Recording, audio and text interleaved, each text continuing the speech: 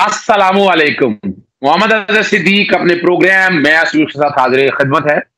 आपने मेरे साथ जनाब डॉक्टर शाहिद कुरैशी साहब को देख लिया। अब रोजाना में तारुफ ले चूंकि डिमांड है आप लोगों की कि doctor Shahid Qureshi should be a permanent part of this programme, being a nationalist patriot. तो हमारा काम सिर्फ आप तक आगाही और असल हकायक, बहुत से लोगों को मसाइल बनते हैं, चले वो बनते रहे, हमारा काम है आप तक सच लेके आना। सरदार अब्दुल कयूम नियाजी साहब आजाद कश्मीर के वजीर आजम 33 वोट लेकर मुंतखब हो गए और आपके सामने है अब अपोजिशन के जो लतीफ अकबर है उनको 15 वोट मिले। स्पीकर आजाद कश्मीर इलेक्शन असेंबली भी इमरान खान पाकिस्तान तहरीक इंसाफ बनाने में कामयाब हो गई और ये बड़ी जो दौड़ थी ना, फिर इससे सुल्तान महमूद के सरदार तनवीर इलियास की एक तरफ रख कर और एक आम आदमी को न्याजी में बड़ा मसला बना। वो न्याजी तो है नहीं है और उनका ताल्लुक मुगल करीबे की एक दिल्ली शाख से है। उनका नाम न्याजी का कैसे लगा रखा है? उनका खानदान 1947 में मकबूजा कश्मीर से हिजरत करके लाइन ऑफ कंट्रोल की तरफ आया था और 2019 मुस्लिम कॉन्फ्रेंस से उनका ताल्लुक था।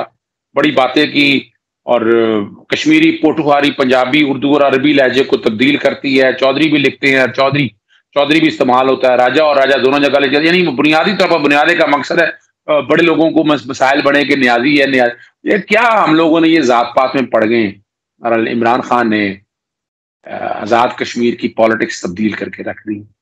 अब उसके रिजल्ट वो मिलते हैं कि जो उन्होंने बयानिया लिया और बयानिया लेके कश्मीर का जो केस पेश किया, क्या वो बैन अवी तौर पर उस सारे मामला को ले चलते हैं? क्या ये गवर्नमेंट जो आजाद कश्मीर की आबाई है उन मामला को उस तरफ ले जाती है? बहुत बड़ी जिम्मेदारी है। आज उन जिम्मेदारियों का इब्तिदा हम करने जा रहे हैं।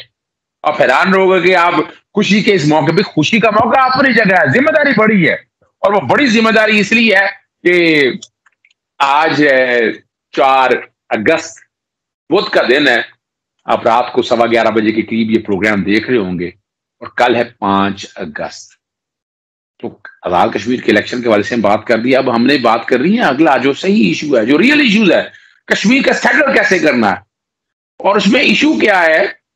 और जेनोसाइड के कॉन्टेक्स्ट में ऑक्युपाइड कश्मीर के हवाले से, और मैं एक आर्टिकल मेरे हाथ में पड़ा और डॉक्टर शाहिद कुरैशी का ही आर्टिकल है जो कि हम बड़ी तहकीक की होती है, ये 10 मई 2019 को है, लेकिन जिंदा आर्टिकल इस कॉन्टेक्स्ट में। Indian army committing genocide in occupied Kashmir, UN international criminal court must investigate war crimes.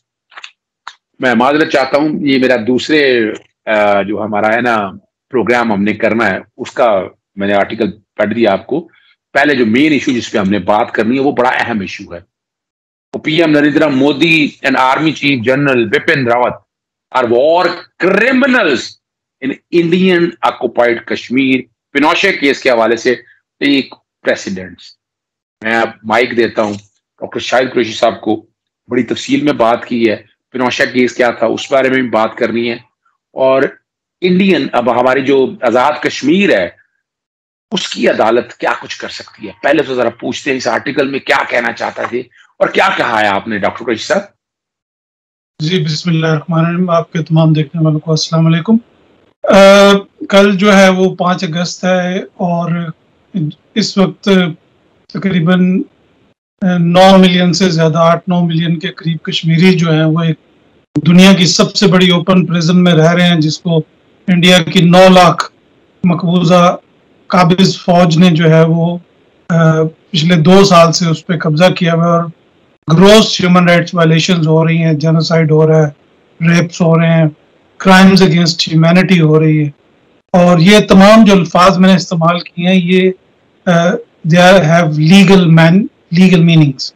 ये कोई जज्बाती अल्फाज नहीं है, they all have legal background and legal meanings.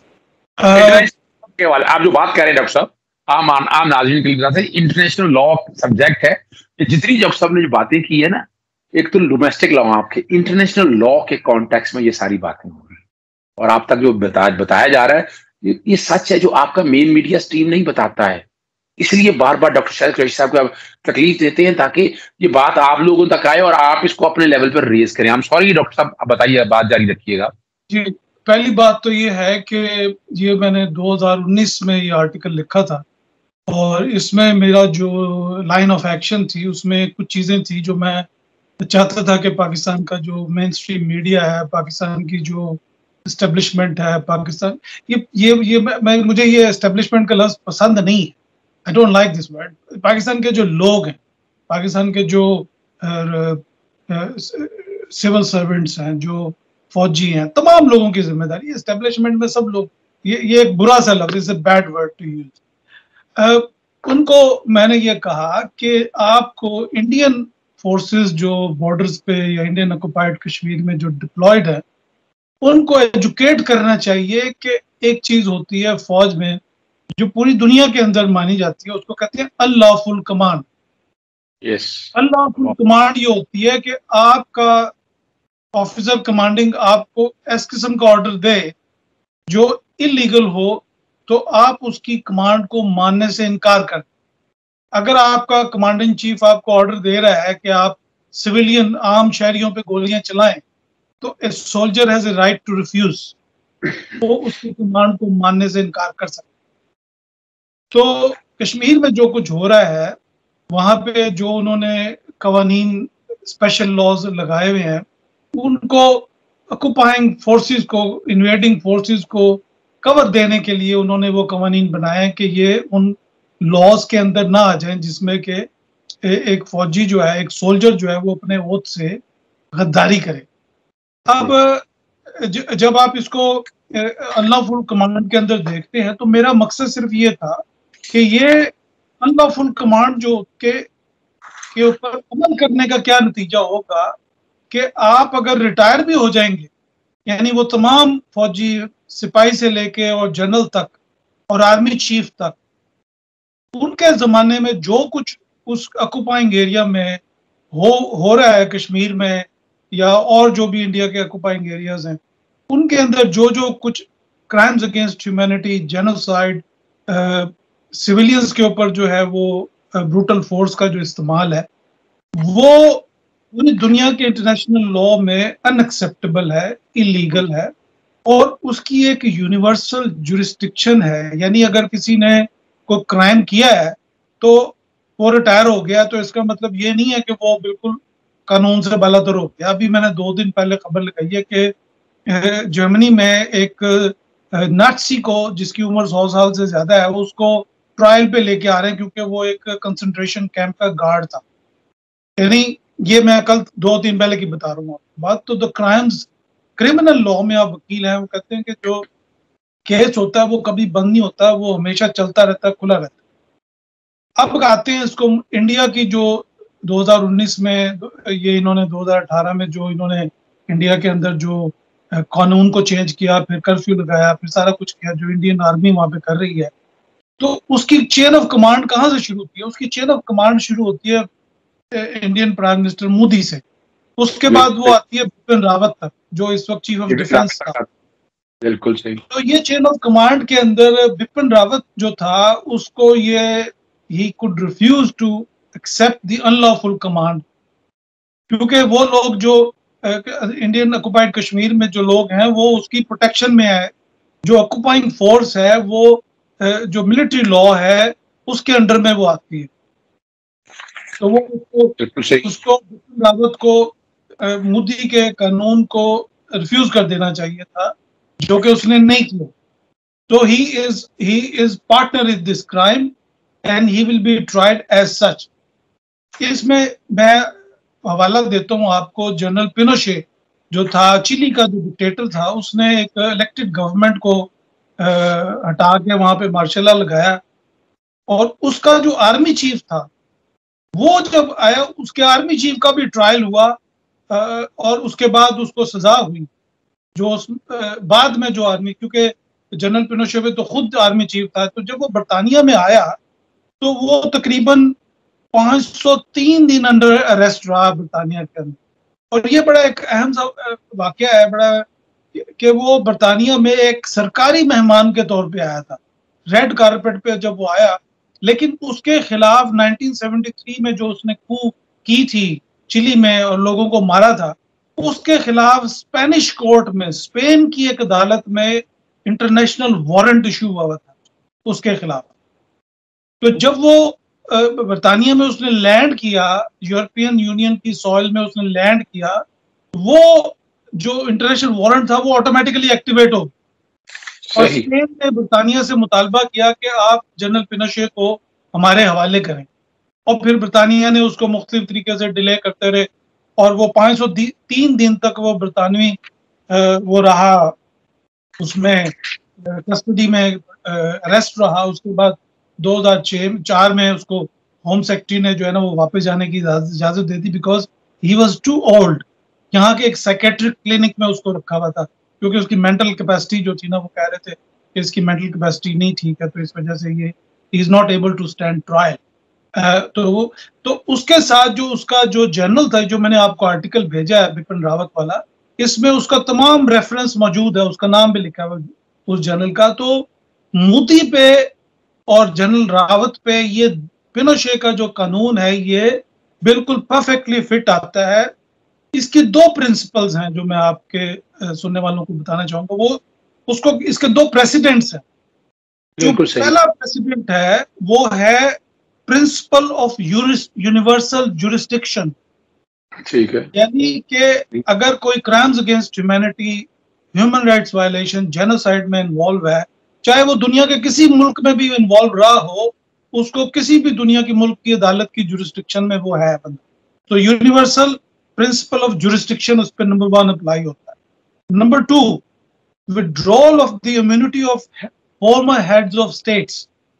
यानी जो लोग जिनकी फॉर्मर हेड्स जब ये अपनी हुकूमत में नहीं रहेंगे, तो इनकी जो मौजूदा इम्यूनिटी है, यानी जब मोदी जब प्राइम मिनिस्टर नहीं था तो एक इसके खिलाफ अमेरिका में एक क्रिमिनल वारंट इशू हुआ था, जो कि जब ये प्राइम मिनिस्टर बन गया तो इसको प्राइम मिनिस्टरियल इम्यूनिटी मिल गई, जिसकी वजह से उसको इंडिया से जाने की इजाजत मिल गई अमेरिका के अंदर। अब मैं इसके अंदर बाद में रोशनी डालेंगे, लेकिन मैं कमिंग बैक टू कि अभी क्या हो रहा है और अभी उनको क्या करना चाहिए। तो मैंने जैसे गुजारिश की कि जो पाकिस्तान की जो आज़ाद कश्मीर है, जो वहाँ के लोगों ने इंडियन ऑक्यूपेशन से जो उन लोगों ने जो आज़ाद करवाया कश्मीरी लोगों ने, और उन्होंने अपनी एक हुकूमत कायम की हुई है जो कि रिकग्नाइज्ड हुकूमत है। उनका एक अपना सिस्टम है, प्रेसिडेंट है, प्राइम मिनिस्टर है, वहाँ पे इलेक्शंस होते हैं और वो उनकी एक रिकग्निशन है with in the boundaries of Pakistan. तो वो उनको ये चाहिए कि वो उन तमाम ऑफिसर्स का, तमाम सोल्जर्स का, तमाम सिविलियंस ऑफिशियल्स का रिकॉर्ड रखें, उनके नेम, एड्रेसेस, तस्वीरें, वीडियोस, क्योंकि ये वो चीजें हैं जो कि आपके काम आएंगी जब आप इनका मुकदमा इंटरनेशनल क्रिमिनल कोर्ट में लेके जाएंगे। तो इनके तमाम नेम एंड एड्रेसेस जो है वो इंटरनेशनल क्रिमिनल कोर्ट के लिस्ट पे होने चाहिए कि ये लोग अगर कल को किसी भी दूसरे मुल्क में सफर कर रहे हों, यूरोप में जा रहे हों या कहीं पे, तो इनको वहां से उनकी पुलिस जो है उस वारंट के तहत डिटेन कर सके। इसी तरह बहुत सारे इजरायली कमांडर्स जो हैं वो यूरोप का सफर नहीं करते। इसमें ये बड़ा लेटेस्ट मैं आपको बता रहा हूँ, बहुत सारे इजरायली ऑफिसर्स ऐसे हैं जो यूरोप में और दूसरे मुल्कों में इंटरनेशनल ट्रैवल नहीं करते, क्योंकि उनको खतरा है कि अगर वो वहां गए तो वो अरेस्ट ना हो जाए, वो जो उन्होंने पैलेस्टीनियंस के खिलाफ उन्होंने जो जराइम किए हुए हैं। तो जो इंटरनेशनल वारंट है इंडियन सोल्जर्स का, वो इशू हो सकता है।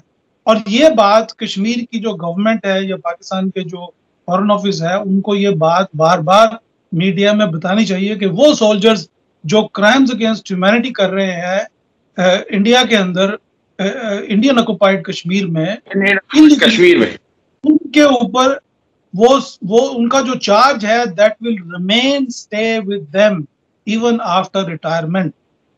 ये उनको क्लैरिटी से बात बतानी चाहिए। और वो जो तमाम डेटाबेस है, जितने ऑफिसर्स वहाँ पे आते हैं, जाते हैं, बेस्ड हैं, उनका तमाम डेटाबेस जो है वो इंटरनेशनल ह्यूमन राइट्स ऑर्गेनाइजेशंस के साथ इनको शेयर करना चाहिए। एमनेस्टी इंटरनेशनल है, ह्यूमन राइट्स वॉच है, इंटरनेशनल क्रिमिनल कोर्ट है, उसके साथ शेयर करना चाहिए, क्योंकि ये सारा जो कश्मीरियों का हक है, UN resolution UN security council resolution तो अपनी जगह पे है, लेकिन अंडर द यूएन चार्टर, जो यूएन चार्टर है उसके तहत भी उनके हकूक हैं, जो कि पूरी दुनिया के इंसानों के हकूक में वो चीज शामिल है। तो जो इंडिया कर रहा है, यहाँ एक बात जो कि मैं फिर मेरे बात ज़हन से निकल जाएगी, लेकिन मैं बात चाहूंगा, चूंकि आपने जिक्र भी किया है, आपने तजवीज़ किया है इसमें कि supreme court of Azad Kashmir जो मुजफ्फराबाद में है, क्योंकि गवर्नमेंट आ चुकी है, मैं इसीलिए इस बात को जरा खास तौर पर रेज करना चाहता हूँ कि वो international warrant of arrest PM Modi को और जनरल बिपिन के जारी करे और इंटरपोल के जरिए उसको एग्जीक्यूट किया जाए, चूंकि war crimes are committed in the Kashmir territory, तो उस कॉन्टेक्स्ट में है और लिबरेटेड पार्ट ऑफ कश्मीर के अंदर ये सारा कुछ हुआ, जुरिसडिक्शन है यूएन कन्वेंशन और चार्टर के कॉन्टेक्स्ट में, और स्पेनिश कोड का आपने खास तौर पर वो चिलियन डिक्टेटर जनरल पिनोशे का आपने वो बाकायदा जिक्र किया। तो मौजूदा गवर्नमेंट को अब सामने रखते हुए ये एक स्टेप लेना नहीं चाहिए? देखिए, ये तो आप उसकी आर्टिकल की तारीख पढ़ेंगे तो आपको अंदाजा हो जाएगा, वो 2-2.5 साल पहले मैंने लिखा है।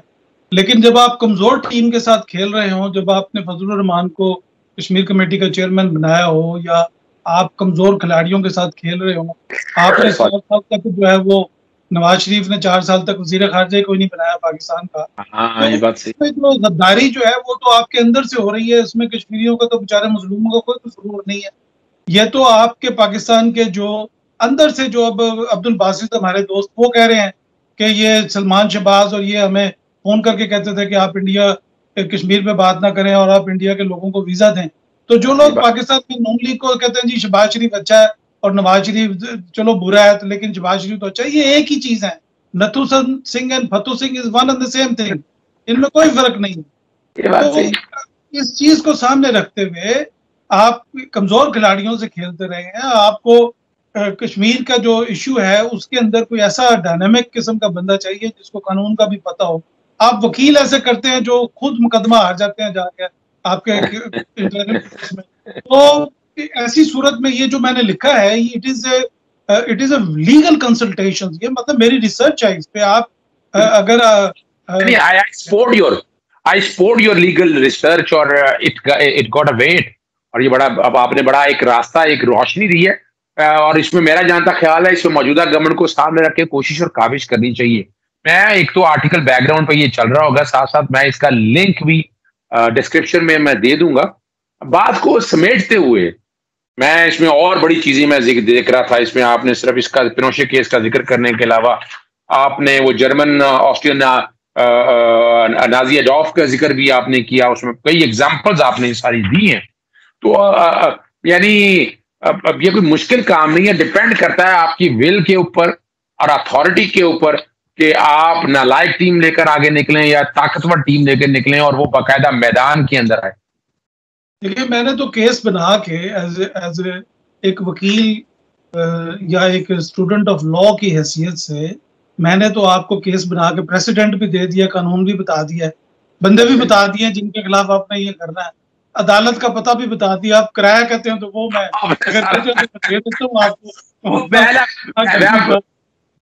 आपने बड़ी जबरदस्त बात कही है। और मैं अजरा मजाक, क्योंकि पंजाबी लोग पसंद करते थे, लेकिन मैं पंजाबी भी एक लद दे लदा दे लदन वाला भी डाल दे, अजरा बात को समझिएगा, लद दे लदा दे लदन वाला भी डाल दे। आपने तो ये सारा कुछ दे दिया, रख भी दिया, कर भी दिया, आपने का ये तरीका भी है, और मैं आपकी इस बात की सपोर्ट करता हूँ। और मैं उम्मीद करता हूँ मौजूदा जो नियाजी साहब वजीर आजम आजाद कश्मीर आए हैं, जो सदर है आजाद कश्मीर के, बहुत इंटेलिजेंट आदमी है, और ये इनमें इनका जाना कि इन्होंने चीजें सारी सामने रखनी है, इंटरनेशनल वारंट जारी करवाना है और जिसको सामने रख के एग्जीक्यूट करने की बात करनी है, इंटरपोल के जरिए सारे मामला को लेकर चलने हैं। तो आप उम्मीद रखते हैं कि इस गवर्नमेंट इमरान खान ने या इनके जो पीटीआई की जो गवर्नमेंट नहीं आई है वो आजाद कश्मीर में कुछ ये स्टेप उठा पाएगी? देखिए, हमारा काम तो रास्ता हमने 2-2.5 साल पहले लिख दिया था, एक रास्ता दिखा दिया था। अब आपकी मर्जी है कि आप उसको किस तरीके से लेके चलते हैं। और आपको ये चीजें हैं, 2 चीजें हो सकती हैं इसमें। एक तो आपको वो तो तमाम लोग मिल जाएंगे जो इस चीज की मुखालफत करेंगे, उससे भी आपको पता चल जाएगा कि वो आपके दोस्त हैं कि दुश्मन हैं, और ये भी पता चल जाएगा कि वो किसके एजेंडे पे काम कर रहे हैं।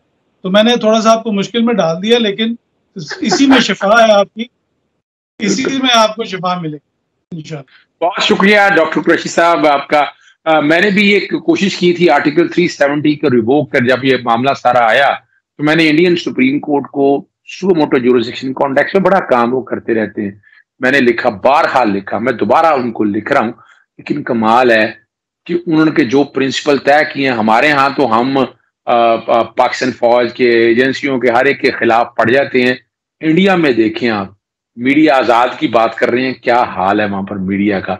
और अभी तक देखें, आपके सामने है मासूम कश्मीरियों के साथ क्या जुल्म हो रहा है। ईद के हवाले से मामला सारे देख लिए। हमारा काम है आप तक आवाज उठाना, और ये हम आवाज उठाते रहेंगे, हमें किसी से डर और खौफ नहीं है। और आप तक ये बात पहुंचाना जो पहले नहीं पहुंच रही थी, यानी ये देखा जाए 2019 का अगस्त में डॉक्टर साहब कुरैशी ने लिखा, लेकिन अब जो कश्मीर वहां पर नवाज शरीफ के दौर का बैठे हुए थे, अब मैं उम्मीद रखता हूं मौजूदा गवर्नमेंट से। इजाजत चाहेंगे, कमेंट जरूर कीजिएगा, सजेशन जरूर दीजिएगा। डॉक्टर शाहिद कुरैशी साहब का एक और बड़ा इंपॉर्टेंट, इसी की कंटिन्यूएशन में एक और प्रोग्राम करना है, वो आर्टिकल का मैं पहले जिक्र कर चुका हूं। अभी बहरहाल इजाजत चाहेंगे, मुझे और डॉक्टर शाहिद कुरैशी साहब को इजाजत दीजिएगा। अस्सलाम वालेकुम, अल्लाह हाफिज, पाकिस्तान जिंदाबाद।